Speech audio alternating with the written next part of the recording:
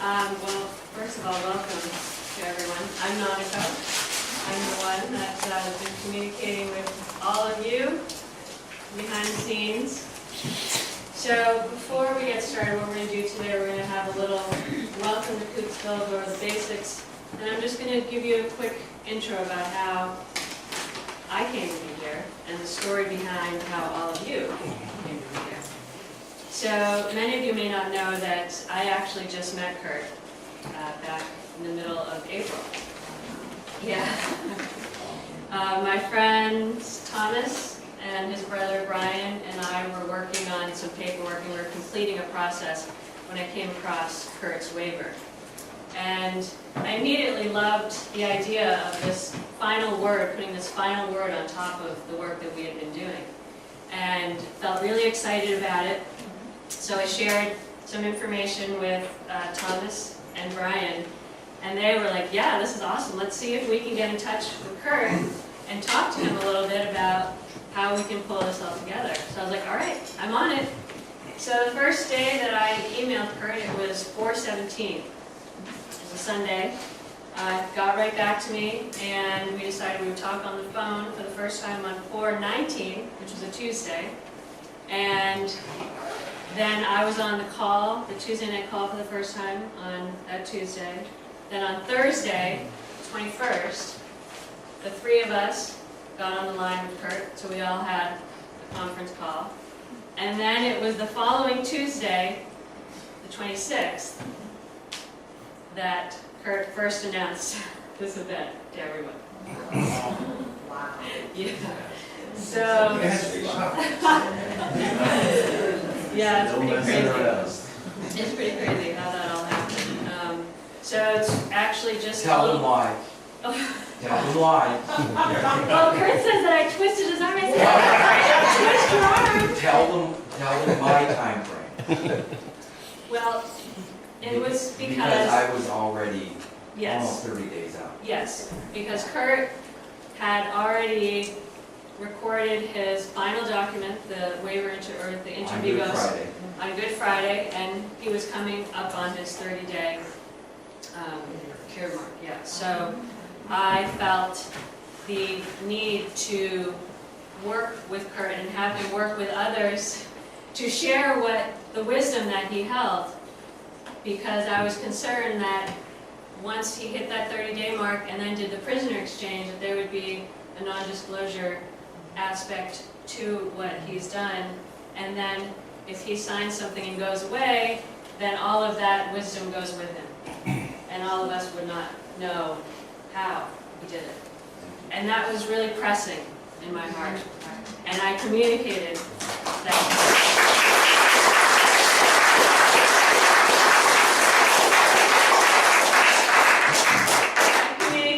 To him, and I asked him if he would be open to working even with a small group of people, an advanced core group of people, if he would consider that. And then he totally shocked me and said, all right, I'll tell you what, I'll come out there to California. If you can get some folks together, I'll come out there. I think I said, if you do all the work. You heard something. Yeah.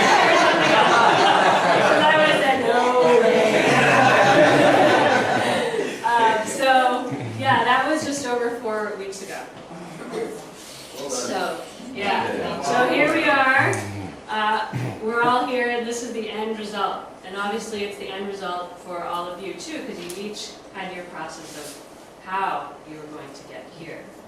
And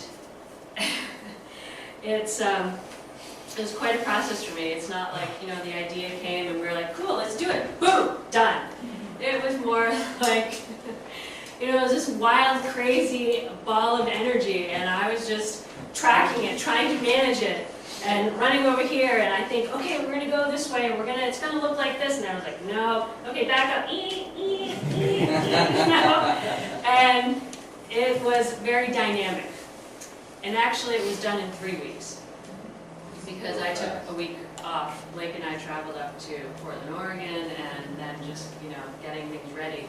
But this was all complete in 3 weeks. Wow. So Clearly, I did not do it alone. I had Blake was my wonderful support, and even though he's working full-time, he was helping me full-time. From work, he's saying, okay, what do you need? Let's get a spreadsheet going, because I just had my notebook, and I had notes here, and notes there, and numbers here, and numbers there, and he's like, you're confusing me. So he had this great spreadsheet, we were tracking, because it was very confusing. We had money coming in, we had money going out, we had to track all the people who were coming. People say, I'm coming, and then they're like, no, I'm not coming. And based on the money that was coming in, we were able to do certain things. So Blake was a huge part of all of it, and it was because of him working, though, that I was able to do this. So he's working full-time. At work, he's helping me. Comes home at night, he's helping me. Weekends, his time off, he's helping me. We're in the car. We're running here to check out the space. We're running over to the caterer. We're running over to Fry's to get, gear. And so without his support, I could not have done this. We would not be here. So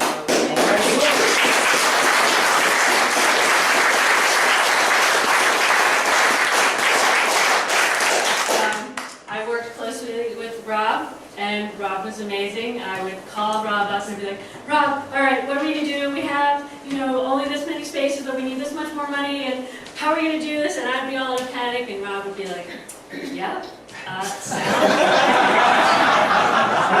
we've got a lot going on. Let's see. And he was always like really calm and really grounding and fantastic. I spoke with you probably almost every day. And he always said, if you need me, I'm here for you. And so we worked on the marketing because he had access to the list, so we push out all the information via MailChimp. And then, of course, he designs the website, so all of that he did. And then just communicating on how are we going to record this so that it's available for everyone, not just the folks here, but so that we can pass it on to all the people who couldn't be here. So Rob and I worked closely on that, and he was huge support. So I thank you, Rob, for that.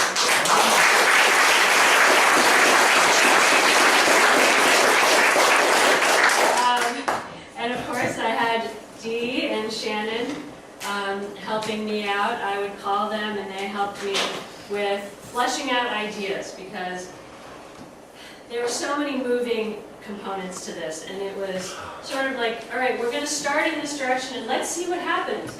And one thing that Kurt wanted was he wanted everyone to be able to stay here, because at first we were thinking, we'll break for lunch, and then everyone's going to have to go and get food. And Kurt was like, no, I want people to stay. I want them to be able to do that. So at first we're thinking, we're going to have to go to Costco or wherever and get food, and we're going to have to make it and prepare it and serve it. And Shannon was like, honey, I've done event planning before. She's like, you're going to drive yourself crazy. You should look into catering. And I'm like, catering?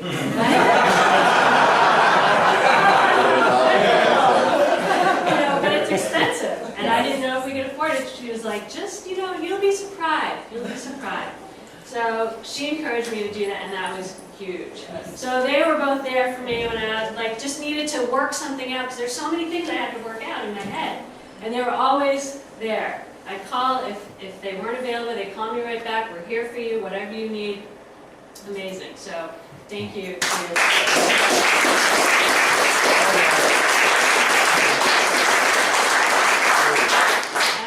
of course, my good friend Thomas here. We were already on a journey together, and so Thomas was my inspiration to start before I met Kurt, to get into doing the paperwork that I was doing. Thomas and I were working together, and Thomas helped me with logistics, and he's been helping with transportation. He was at the airport with us, picking everyone up. He helped me go in. We had to rent some chairs. We had to go to Costco to get some stuff, so Thomas was right there. And helping us because he has a big truck. So, thank you to Thomas.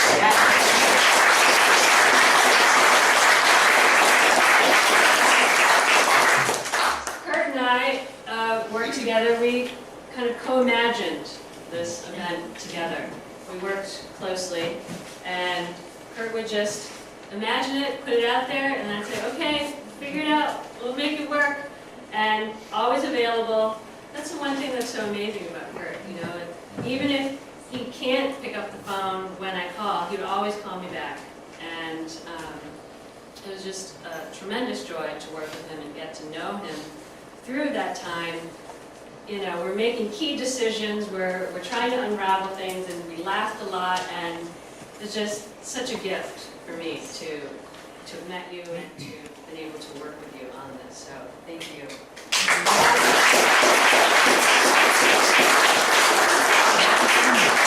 For the event, I am meeting TJ for the first time, but I just wanted to put a shout out and thank him for his contribution to this event.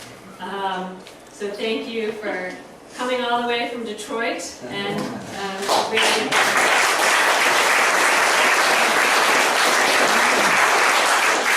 And then finally, Debbie has been amazing, amazing. She has been helping. They came on a Wednesday, and we picked them up. And then yesterday we were just, you know, running around and getting things ready. And the whole time Debbie is just taking care of things, you know, in the background, making sure the food is prepared, which is just, I never knew that it was so wonderful to have someone like cook for you. And, you know, because in my head I'm thinking, okay, how are we going to make the food? What are we going to make? When do I have to start prepping? You know, and then I'd be like, it's done. Oh, I just sit down and eat. It's so easy. So just to have that taken care of, Debbie, has been so wonderful. So I thank you for being here and for sharing. And yeah, thank you.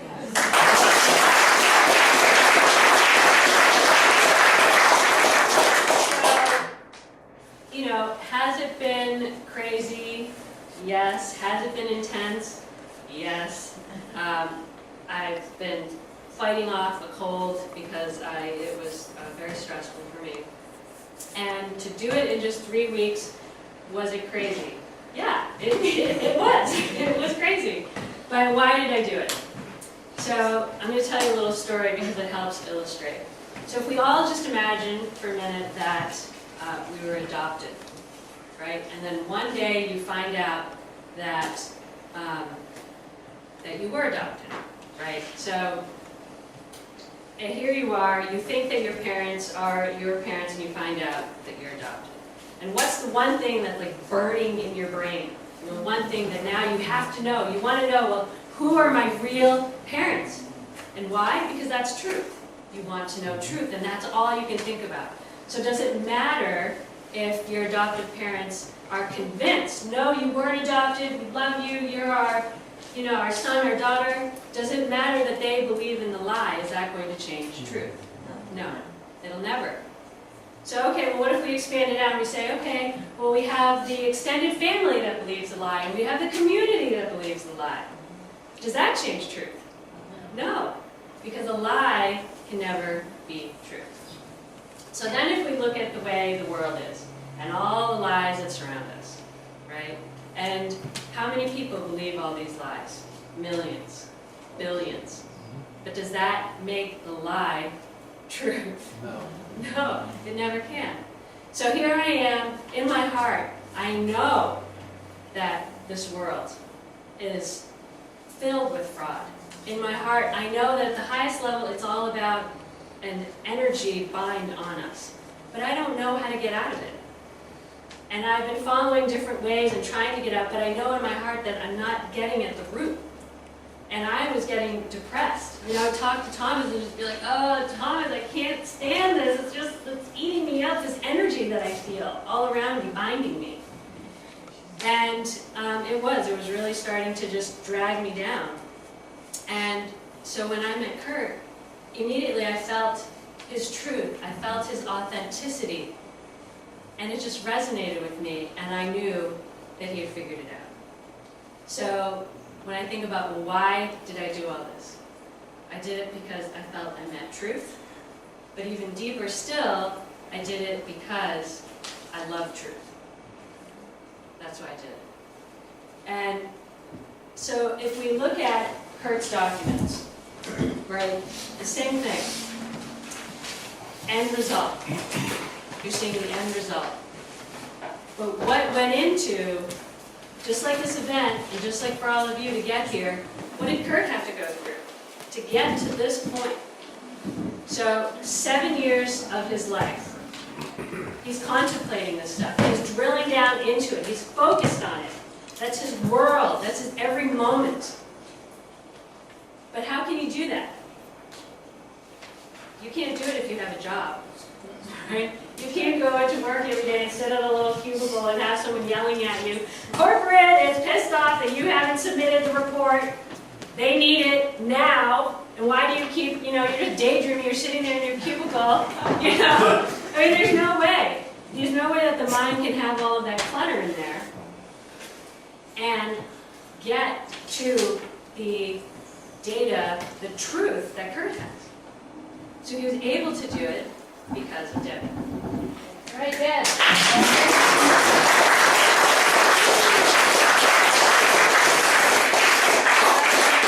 Whether she's aware of it or not, she held that space for 7 years so that Kurt could do this work.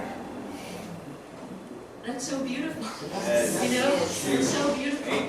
So, the paper that we see here, the words on a paper, it's more than that. This is a man's life. This is a man's life, and it's the sacrifices that he and his family have had to make to get here. So it's huge. So for $550 you each had to pay to get here, all of that actually went to hosting this event.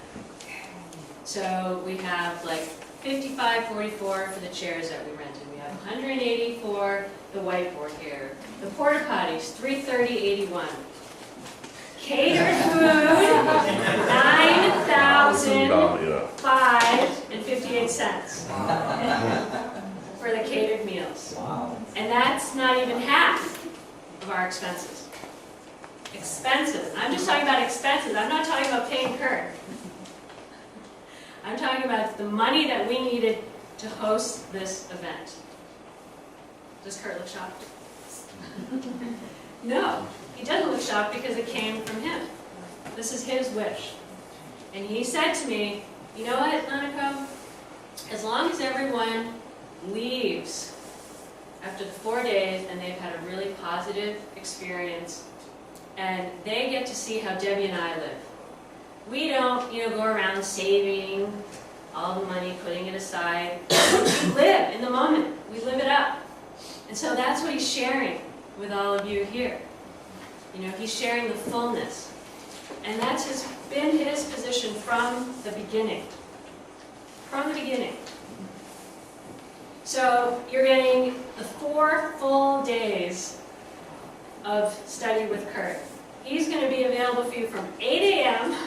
until midnight.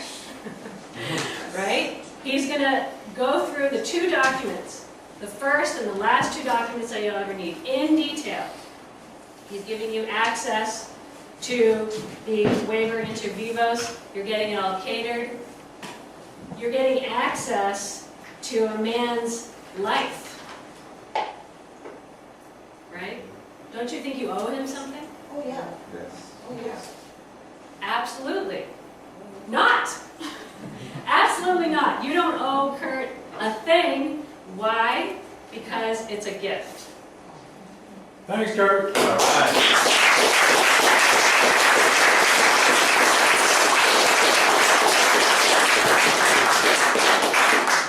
It's a gift. Well, do you owe me something then? No, because this is a gift from me. Well, then what about Blake? Because, he's working full time and he comes home and, nope, gift from him. Rob? No. Dee? Shannon? Debbie? TJ? Thomas? No. No one came into this saying, you know what, I'll do this if you give me $100 an hour. Kurt never said to me, Nanako, I'll come out there. If I can walk away with 10 grand, I'll do it. From the beginning, Kurt said, you know what? As long as I don't walk away with a bill, I'm good. It's huge.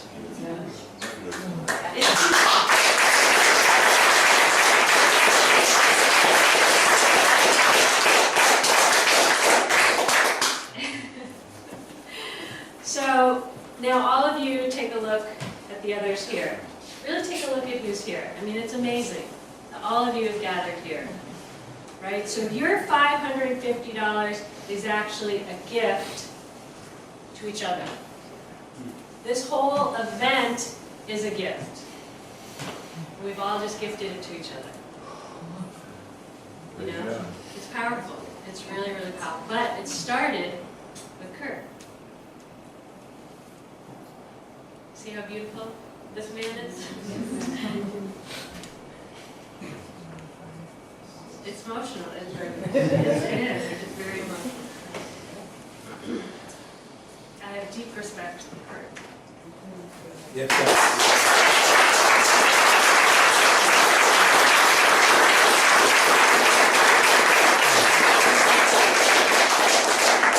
But there is one thing that we all need to remember, and that is that Kurt's done. He's done.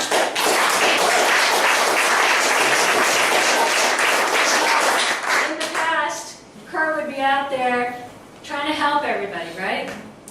He's giving out his phone number, he's giving out his email, he's on the phone all the time, and he's lifting people up, he's putting them on his shoulders.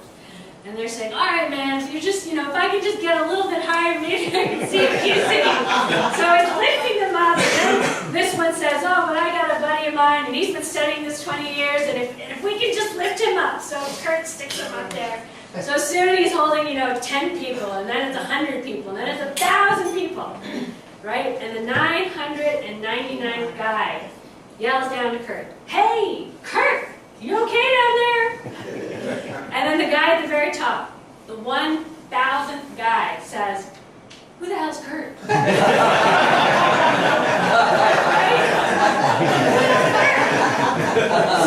that's the pinnacle of disrespect, right? And you can't have standing if you're standing on someone else. It's not how it works. It just does not work that way. You have standing because you are standing on the earth, on the soil yourself. And that's why you're all here, is because we want to walk beside Kurt. We don't want to stand on top of him. But this is not about paperwork. It's about a state of being. It's about who you be inside of yourself. And that's what's so powerful about all of you being here. Is because you're all saying, yes, you're ready to stand in your own power. Because remember, at this level of the game, it's all about energy. It's all about energy. And we are the ones, the human organism, we are the ones providing the energy. Right? We are alive, living, breathing human beings. Nothing artificial in their fictional world can ever replace what is real. So a lie, again, a lie can never trump truth. And we are truth. So we need to remember who we are and find our own standing. And through Kurt's assistance and his guidance, we're going to get there, but we each have to take responsibility for ourselves. And that's huge. I'm going to just end this with an email that is extremely moving, and I'll probably start crying. But Terry, if you guys were on the call last Tuesday, what's today? Today's Thursday, so Friday. So Tuesday's call. Terry from Australia was hoping to be here in person, right? Oh. From Australia. I'm going to need it. He actually had contacted me, and it was when we had reached a limit. And because of the property, the number of people that we could have here was originated from Azita, because she didn't want stress on the septic and stress on the space. So she had put a limit on how many people could be here. So he was like, I think it was 45, and he was like the 46th person. And I was like, I'm so sorry, but we don't have space. And so he contacted Kurt, really wanted to be here. Is there a way we can do this? So I got in touch with Azita, and she said, okay, you can bring it up to 50, 51, 52, I think she said was okay. So I told him, yeah, you can come, it's amazing. But he just couldn't work out the details. He couldn't get here. But this man gets it in his heart, he gets it. And he sent me this email, and I'll read you a few parts of it, but I'm going to just tell you a little bit. So, when Blake and I were flying to Portland, Oregon over last weekend, of course, this event has been on my mind, 24/7. I'm just like eating, drinking, sleeping the event. And I was in the restroom, and I was contemplating this last sentence of Terry's email. It was so powerful and so moving that I'm sitting in the bathroom and peeing, and I'm crying. I'm crying. And I'm like, what's wrong with you? Stop crying. And so I walk out of the bathroom, and I'm kind of have my head down because I'm like, wiping the tears. When I look up, and there's a woman with a white t-shirt that has some words across it. And it says, I love my life. Okay, so just remember that. It says, I love my life. So this is what Terry says. I'm not going to read you all of it, but he says, Kurt has worked hard for this moment of his life. You can tell he is tired. He once said, the bridge must be wide enough for many to cross. And he is certainly being true to his word. The problem is there are many only wanting to fix a current situation.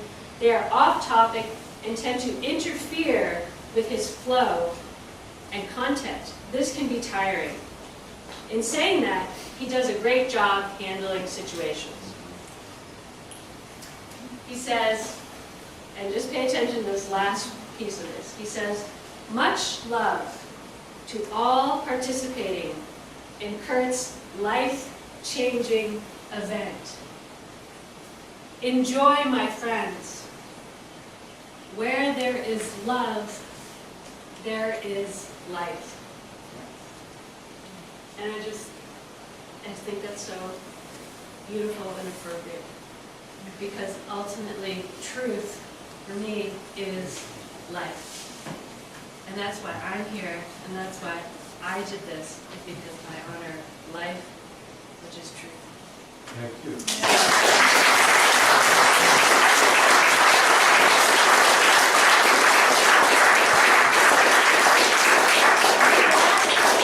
Turn it over to her.